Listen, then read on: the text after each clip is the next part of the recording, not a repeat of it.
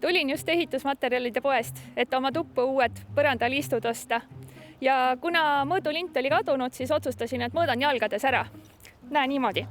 1, 2, 3, 4. Loodusõpetuse tunnis kunagi räägiti jalgadest kui pikkusühikutest. Küsisin siis müüjalt 60 jalga liistusid, aga tema vaatas mind nagu tulnukat. Mõtlesin, et okei. Äkki ta on selles poes uus ja ei oska veel väga hästi oma tööd.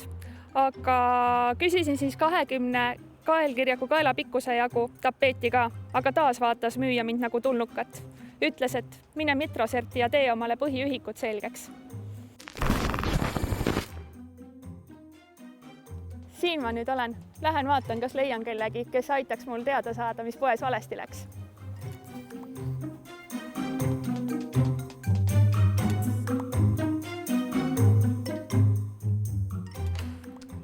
Tere tulemast Pikkuse laborisse. Tere, Aigar. Tere. Millega te siin Metrosertis tegelete? Metroserdis me tegeleme Eesti riigi etalondi hoidmisega, mis tähendab seda, et meie käes on Eesti kõige parem mõõtevõime, ehk oskame mõõta kõige paremini meetrit, kilogrammi, amprit ja nii edasi. Aga mõõtmistega käib alati kaasas ka mõõtemääramatus, ehk seda, kui täpselt või kui usaldusväärselt me midagi mõõdame. Ja seda teadmist, kuidas asju mõõta, kui täpselt asju mõõta, me ka kõigile teistele hea meelega laiali jagame, mis tähendab seda, et me tegeleme mõõtevahendite kalibreerimise ja taatlemisega. Ja igaüks, kellel on vaja midagi mõõta, saab siis tulla Metroserti ja oma mõõtevahendeid meie juures kontrollida. Tulin just ehitusmaterjalide poest. Tahtsin osta 60 jalga liistusid, aga müüja ei osanud mulle müüa neid. Räägi, mis läks mul poes valesti? Ma arvan, et ta ei saanud päris täpselt sinust aru, mida see 60 jalga tähendab, sest mõõtmised peavad olema mõistetavad ja võrreldavad. Ehk siis, kui sina ütled talle 60 jalga, siis 60 ta saab aru, aga ta ei saa aru, mida see jalg tähendab. Ja kui ta võib-olla isegi saab aru, et jalg tähendab seda jalalaba pikkust, siis need mõõtmised ei pruugi olla ka võrreldavad selles täpsuses, mis on vajalik. Näiteks sinu jalg võib olla oluliselt väiksem kui selle poemüüja jalg. Ja niimoodi, kui ta sulle selle 60 jalga välja mõõdab, siis saad sa hoopis teise koguse liistu, kui sa tahtsid. Ja sellepärast me olemegi siis maailmas kokku leppinud rahvusvahelise mõõteühikute süsteemi, et me suudaksime kõike mõõta niimoodi, et me saame üksteisest aru. Aga miks on üldse ühtseid ühikuid vaja? Ühtseid ühikuid on vaja selle jaoks, et me saaksime üksteisest aru ja kogu see kaubavahetus, kogu koostöö oleks oluliselt kiirem ja mõistlikum. Et kujuta ette seda olukorda, kui sina tahad mulle midagi müüa. Ütleme seda sama põrandaliistu. Mõõdad oma mõõteühikutega üle. Palju sul vaja läheb, siis tuled poodi ja ütled mingi tulemuse, mina mõõdan oma mõõteühikutega üle. Laon sulle põrandaliistut välja ja sina vaatad, ei, seda on nagu vale kogus ja hakkad mõõtma oma teistsuguste mõõteühikutega üle ja selle peale kulub väga palju aega. Aga nüüd, kui meil on omavahel kokkulepe, et nii ja nii mitu meetrit põrandaliistu, siis kokkulepe on siin, mõõdame õige koguse välja ja sina ei kahtle, mina ei kahtle ja saadki kohe alustada remondiga, mitte ei kuluta aega selle peale, et mõõta seda põrandaliistu korduvalt ja korduvalt üle. Ma olen kuulnud, et on olemas ka kordsed mõõteühikud, millal me neid kasutame. Kordsed mõõteühikud on eelkõige praktilistel põhjustel välja mõeldud. Ehk siis lahti saada nendest tohututest nullidest arvude taga või ees. Ei ole ju mõtet öelda, et Tallinnast Tartusse on 180 000 meetrit. Või isegi, kui seda kirja paned, siis neid nulle võib sinna päris palju tulla. Või et kui palju on Raku läbimõõt. Sinna nulle tuleks päris palju ette, kui sa jäljendad, mitu meetrit see on. Ja sellepärast siis ongi välja mõeldud kordsed ühikud, mis teevad kogu selle vestluse lihtsamaks. Selle asemel neid nulle kirjutada, kasutad eesliidet näiteks kilo või mega või giga, minnes suuremaks, väiksemaks siis senti, milli, mikro, nano, femto, atto, kõik sellised lühendid. Milliseid põhiühikust suuremaid ühikuid ma teadma pean? Sa pead teadma neid eesliiteid, mis on vajalikud sinu igapäevatöös ja tegemistes. Kui sa kasutad näiteks 1000 või miljonikordseid erinevusi, siis pead neid eesliiteid teadma. Kui kasutad oluliselt suuremaid, näiteks on sinu puhul tegu kas astronoomi või ka näiteks molekulaar- või nanotehnoloogiga, siis sa pead teadma vastavaid eesliiteid. Okei. aga no toome siin nagu näite. Tallinnast Tartusse vahemaad, kui mõõdame, räägime kilomeetritest. Hea mugav. Võiks mõelda, maailma kõrgeim hoone on umbes kilomeetri kõrgune. Tallinnast Berliini on umbes 1000 kilomeetrit ehk 1 megameeter. Mega tähendab 10/6 ehk miljonikordsed erinevust. Mis veel kaugusi sulle pähe tuleb, mida me võrrelda võiksime? giga. Giga. No gigameetrites võiksime mõõta, kui me tahaks minna Kuule, näiteks maalt Kuule on kusagil 0,4 gigameetrit ehk 380 000 kilomeetrit umbes. Mis veel pähe tuleb? Terasist olen kuulnud. Tera, noh, mõtleme, mis teradesse võiks minna, terameetritesse. Näiteks Maa ja Saturni vaheline kaugus. Kujuta ette, et kui me reisiksime maalt Saturnile, siis seda kaugust võiks iseloomustada terameetrites ja see on umbes 1,3 terameetrit. Noh, igapäevaselt ei kasuta ja tundub kuidagi veider, aga kui sa reisiksid igapäevaselt Saturni ja Maa vahelt, siis see oleks täiesti okei mõõtühik, mida igapäevaselt kasutada. Oota, aga nagu ma aru saan, siis neid eesliiteid saab kasutada igasuguste ühikutega. Põhimõtteliselt küll, jah. Nii et on olemas siis näiteks bait, kilobait, megabait, gigabait ja terabait. Aga kas siis eurodega on ka olemas kiloeuro, megaeuro, gigaeuro ja teraeuro? Aga loomulikult, see teeb suhtluse oluliselt lihtsamaks ja toon sulle siin ühe näite. Me Eestis kasutame, siis meil on miljon, miljard, triljon, läheb niimoodi edasi. Aga näiteks, kui me võtame ingliskeelse keeleruumi, no Inglismaal, neil on siis miljon, mis tähendab eesti keeles ka miljonit, siis neil on billion, mis tähendab eesti keeles miljardit, siis neil on trillion, mis tähendab eesti keeles ka triljonit, ehk siis kõik erinevad 1000 korda. Aga nüüd, kui sa lähed Saksamaale, siis Saksamaal räägid sa billion, siis see ei tähenda mitte 1000 miljonit, vaid see tähendab miljon miljonit. Trillion ei tähenda seal mitte 1000 miljardit, vaid tähendab miljonit miljardit. Nii et erinevates riikides erinevad sellised arvude tähistamise sõnad on erinevad ja sellepärast on eriti mõistlik ja kasulik kasutada just nimelt SI-süsteemi eesliiteid, et me saaksime aru, millest me räägime ja me ei eksiks kogemata.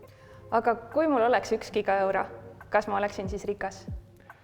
See sõltub juba sellest, mida sa vajad. 1 gigaeuro on päris palju. No, mitu eurot? Giga on 10/9 ehk siis miljard, ehk siis 1 miljard eurot ja Eesti riigi eelarve tulude maht on kusagil 16,7 gigaeurot.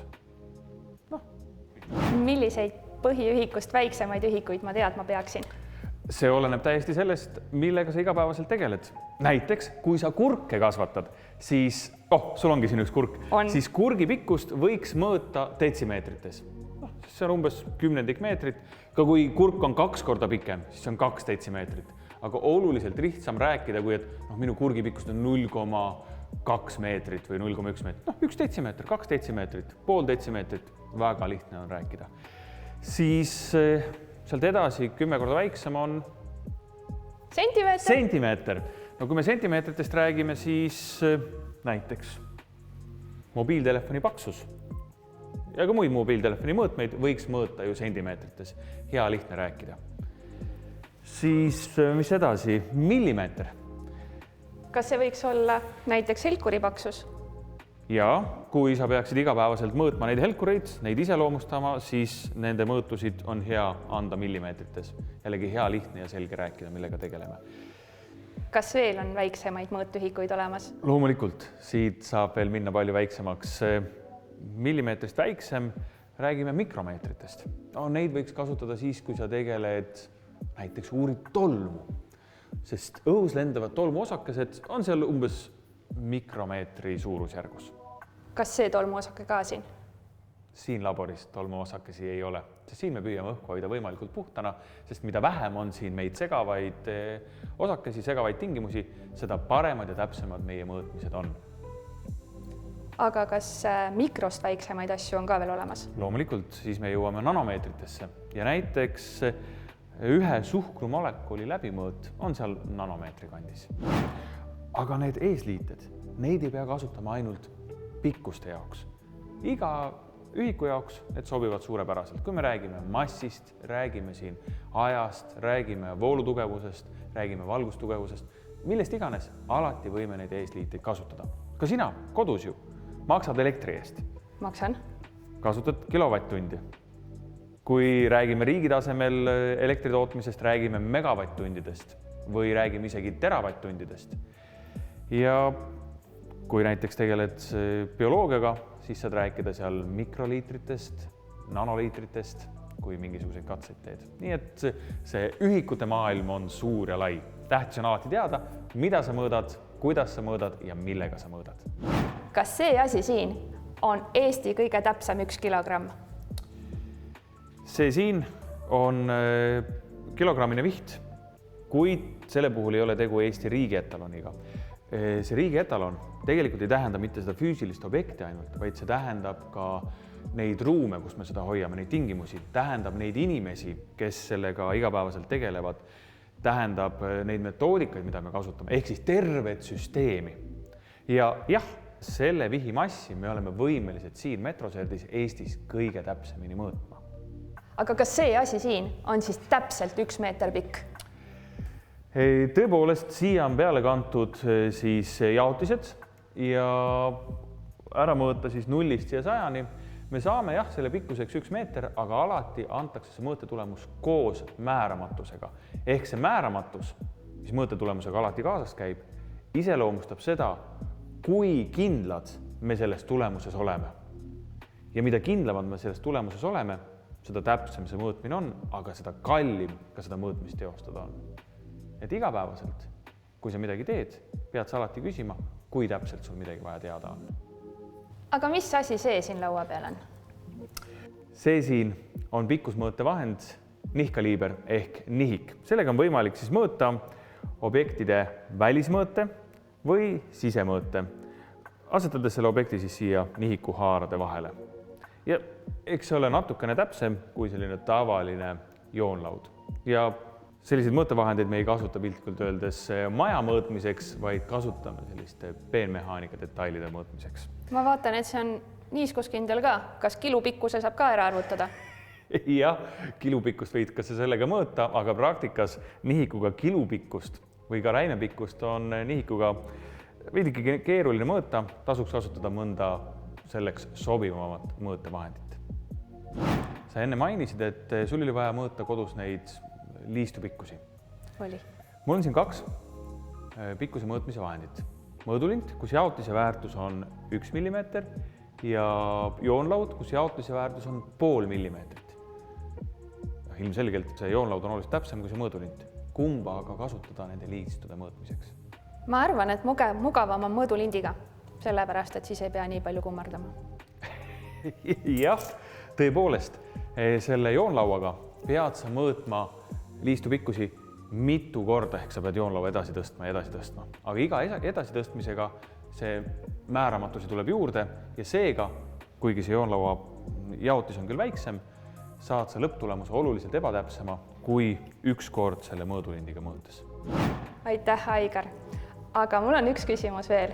Kui kaugele saan ma lennata Rakett 69-ga? Rakett 69-ga saad sa lennata piltlikult öeldes rontomeetritest ronnameetriteni. Ehk siis teadmised on jõud, teadmised on see, mis aitab maailmast aru saada ja kui me maailmat kirjeldame, siis meil on vaja erinevaid mõõteühikuid. Super. Kokkuvõtteks. Kehaosad nagu jalg, küünar ja süld olid esimesed mõõteriistad, kuid paraku olid need ebatäpsed. Teiseks, SI süsteem loodi selleks, et luua ühtne mõõtühikute süsteem. See on abiks teaduses, tehnoloogias ja igapäevaelus, et lihtsustada suhtlust ja koostööd. Kolmandaks, põhiühikud on 1 meeter, 1 sekund, 1 kilogramm. Tulevikus õpid sa 4 põhiühikut veel juurde. Neljandaks, ühikute mugavamaks kasutamiseks on kasutusele võetud kordsed ühikud, millel on kindlad eesliited ja tähised. Viiendaks, eesliited kilo, mega, giga ja tera aitavad saada põhiühikust suuremaid ühikuid. ning eesliited detsi, senti, milli, mikro ja nano põhiühikust väiksemaid ühikuid. Aitäh, Aigar, aitäh, Metrosert, meile teemat selgitamast. Ja mul on sulle üks küsimus, kui sa lähed koju, mõõdulindi ots liigub. Miks? Ma tean seda. Kas ka teie teate?